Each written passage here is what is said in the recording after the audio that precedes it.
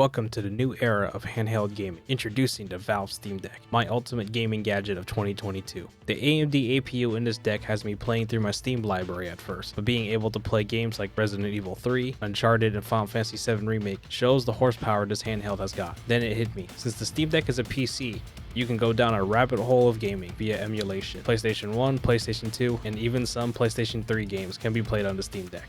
Using EmuDeck and Emulation Station Desktop Edition, the Steam Deck has become my main travel device. I sold my old gaming laptop for the Steam Deck. That's how much I love this thing. Holding the Steam Deck in my hands took some time to get used to, even though it's basically a Nintendo Switch, but thicker, or as the memes call it, the Nintendo Switch Pro. The back buttons are my only gripe. At first, I was touching the far side of the button towards the handles. Instead, you need to actually press the inside flat part of the button. I blame that on my years of playing with scuff controllers and its back paddles. With the Steam Deck, the customization is endless. Hell, I even cut down a 1TB M.2 SSD just to fit it into the deck. So with that increase of internal storage and a 512GB micro SD, I can now dual boot into Windows to deal with those pesky anti-cheat games that is not supported in SteamOS. Also with the additional storage, I can play games outside of Steam using things like the Heroic Launcher, which allows me to access my games on the good old Game Store and the Epic Game Store. One of my favorite things on the deck I've been playing recently is Call of Duty Zombies. Way back when on iOS devices, they had the original World at War and Black Ops 1 Zombies apps,